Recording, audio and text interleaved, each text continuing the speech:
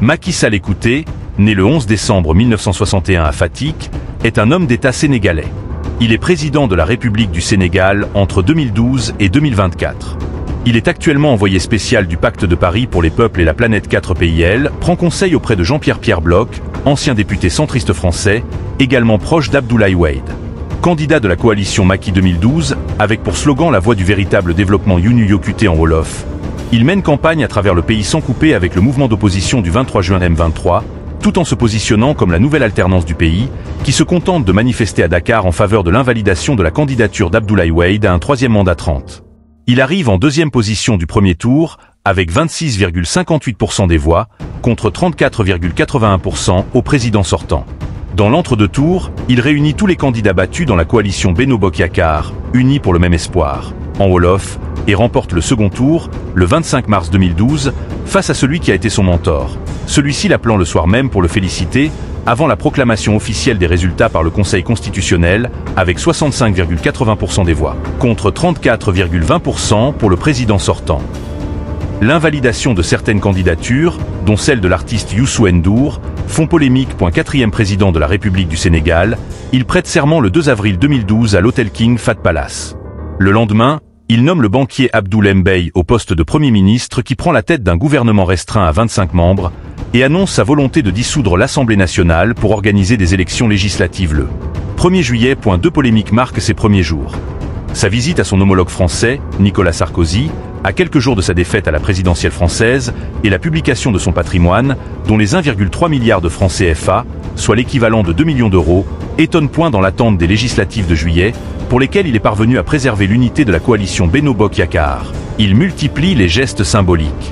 Fidèle à sa promesse de réduire le train de vie de l'État, il revient sur certains privilèges ministériels, supprime 59 commissions et directions jugées sans objet, parmi lesquelles l'Agence nationale des nouveaux ports du Sénégal, la direction de la construction de petits aéronefs, l'Agence nationale de la haute autorité du désert, l'Office sénégalais pour la propriété industrielle et l'innovation technologique doublonnant avec l'Agence sénégalaise pour la propriété et industrielle et l'innovation technologique, et annonce des audits sur la gestion de son prédécesseur. Il rompt plusieurs contrats au sein du palais présidentiel et limite les salaires des directeurs d'agences, mais multiplie aussi les ministres conseillers. Il relance la Cour de répression de l'enrichissement illicite et annonce la création d'un office national anticorruption et d'une commission nationale de restitution des biens et de recouvrement des avoirs mal acquis, alors qu'il annule certains des derniers décrets et contrats signés par Wade. Pour réduire le coût de la vie, le gouvernement Abdoul Mbaye annonce la baisse des prix de l'huile, du riz et du sucre. Les pensions de retraite sont revalorisées. Les paysans subventionnés en urgence face à la menace, les 29 permis octroyés par le précédent gouvernement à des chalutiers de haute mer étrangers annulés. Pour sauver l'année scolaire, des assises nationales sur l'éducation sont programmées. Dans le domaine de la politique étrangère, il charge Alioune Badara Cissé de renouer les alliances traditionnelles, Maroc, la Mauritanie et la Gambie, et de faire recouvrer au Sénégal un rôle diplomatique important en Afrique. En septembre 2013, il limoge le gouvernement Mbaye et nomme Aminata Touré, ministre de la Justice sortante, au poste de Premier ministre. En 2014, Mahammed Boun Abdallah Dionne succède à cette dernière. Contrairement à ses promesses de campagne, le nombre de membres du gouvernement explose. Celui-ci compte jusqu'à 82 ministres, ministres délégués et ministres conseillers. Le budget de plus de 1400 milliards de francs CFA dans la loi des finances 2019 pour la présidence, la primature et les 35 ministères, triple en 7 ans. Macky Sall lance une importante réforme judiciaire, touchant le code pénal, le code forestier, le code minier, le code de procédure pénale, la justice militaire. Il réforme également la magistrature, instaure un tribunal de commerce, les tribunaux d'instance et de grande instance à la place des tribunaux régionaux et des tribunaux départementaux, des chambres criminelles en remplacement des cours d'assises. Il crée l'Office national de lutte contre la fraude et la corruption en 2012. Épargné par le terrorisme islamiste, le Sénégal a toutefois renforcé sa sécurité et les lois contre l'apologie du terrorisme. Mais son engagement de neutralité vis-à-vis du pouvoir judiciaire se heurte dès les premiers mois à deux cas judiciaires délicats. Le socialiste Barthélémy Dia, soupçonné du meurtre d'un nervi du Parti démocratique sénégalais, et le marabout mouride Cheikh Béthio Thioune, ancien soutien wadiste, accusé de complicité dans la mort de deux disciples. Plus tard, les procès de deux de ses principaux opposants, Karim Wade et Khalifa Sall, nourrissent des critiques alors que leurs candidatures ont été annulées par le Conseil constitutionnel lors des précédentes élections du fait de condamnations judiciaires. Plusieurs réformes visant à renforcer l'indépendance des magistrats restent en suspens. Durant le septennat de Macky Sall, La Constitution est modifiée une dizaine de fois et la loi électorale 18 fois.